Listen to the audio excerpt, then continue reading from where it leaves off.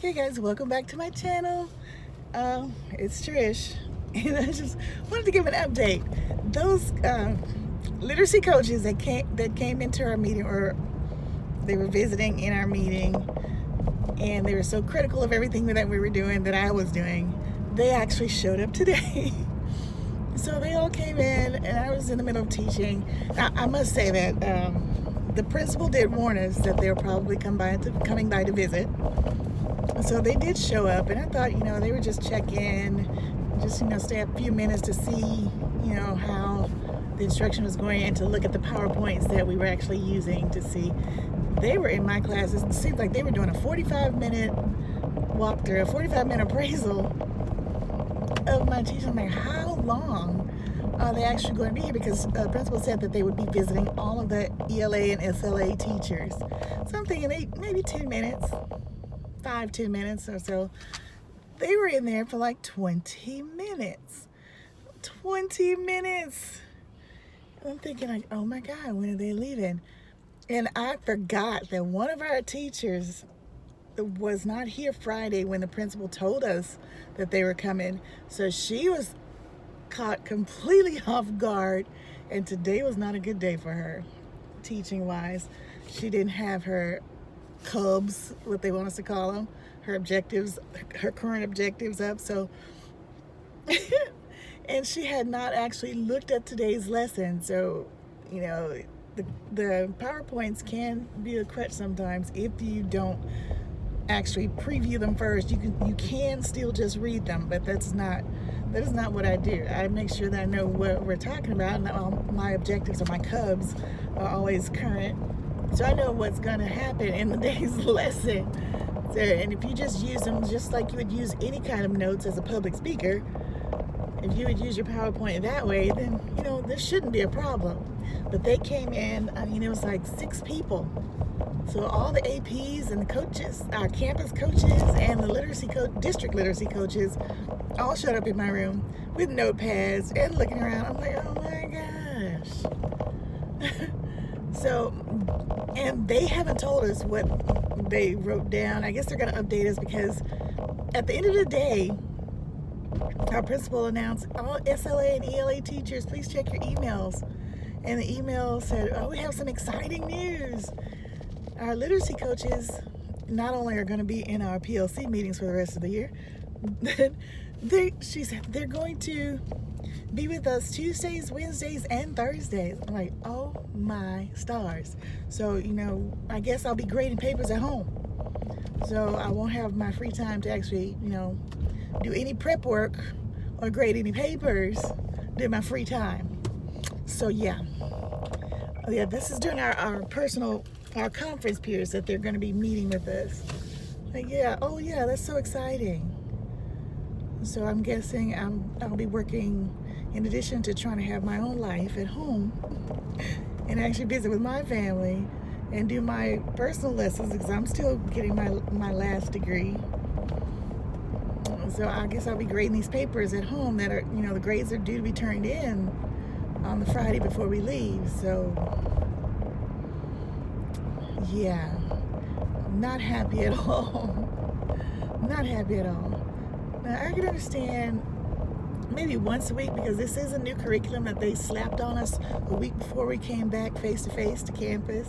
So it's all new, and there are so many boxes of so many different pieces of everything that we're still piecing it together. So I can understand coming once a week to help us make sure that we are know how to use each and every component of the new curriculum. So I can understand that, but 3 days a week. Anywho, I just wanted to update you. Other than that, it was a relatively good day. I mean, granted that we are still overwhelmed. There's so much with this new curriculum that we're trying to squeeze into the few hours that we're with our face-to-face kids, and then we try to condense it even further for the 1 hour 15 minutes that we're with our virtual kids. So yeah, it's still overwhelming, but our principal did give us a pep talk on Friday when she was telling us about the possible visit from the literacy coaches. And she stated that she understands that it's all new and that there are so many things, so many components, and she knows that we probably wouldn't be able to squeeze all of it and do every single thing and all of that all in one day. And with the new interventions, with 5 different lessons per group per day of interventions, and she says she knows and she understands that it can't all be done if it's, effectively. You can do it and do a rush job and, just for the sake of saying you did it, but it won't be quality. So she says she completely understands. Pick what you know your child needs, your students need, and do that. You don't try and squeeze everything in every day, and you can't do it and do it well. So she's very understanding, and she's been in the classroom for decades. Now she's a principal, and I really believe that that's necessary as an administrator, to be in the classroom for some time and to experience changes in curriculum and changes in admin, to go through those experiences, because there are some coaches and APs that teach for those required 3 years and then move up. So to be a coach or a principal or AP or a principal, you only have to teach for a maximum of 3 years before you move on to do, to get a higher position. So, and I know a few of them who have done just that, and really 3 years. I mean, I'm a new teacher, and this is my 4th year. I was at a junior college before that, so this is my 4th year in public school with little kids. And going and completing my 4th year, I still need training. I don't know everything, especially with new curriculum. I don't think I would have enough experience to be able to coach somebody else in all of the ins and outs and changes and differences and all the aspects of teaching that you would need in order to be able to coach someone. That's just me. I think you would need a minimum of 10 years experience to be able to be a good coach, a good leader, a good trainer. That's just me. So that's just my opinion. My opinion, don't attack me. Anywho, and that's what I did find out, though, that the literacy coach that was being so critical, she had only taught for 3 years in the classroom, and trying to tell seasoned teachers, not me, because I'm not seasoned, other seasoned teachers, and how they should do their job more effectively. Anywho, I'm done ranting and venting. And thank you guys for listening. Thank you for watching. I will talk to you all later. Hi guys, it is Tuesday morning, and it is about 7:17 to be exact. The semester's almost over, which I'm glad about. And today is the second day that our district literacy coaches will be with us. Oh, joy. And today is actually we're Christmas accessories, Christmas headgear. Although it looks like my head is so big, it looks like the little hat has shrunk. Anywho, I'll catch up with you guys later. Hopefully it'll be a great day. We'll see what happens. Hi guys. I just wanted to come on, and I'm in the car, and it's been a long day. The district people, we're back. Like, they're terrorizing us now. And I think I mentioned on the previous recording today, the previous one, that they said they were going to be back today, tomorrow, and Thursday. And then today in our meeting, I just was so not into it. The network was slow. I couldn't get anything to come up in Schoology.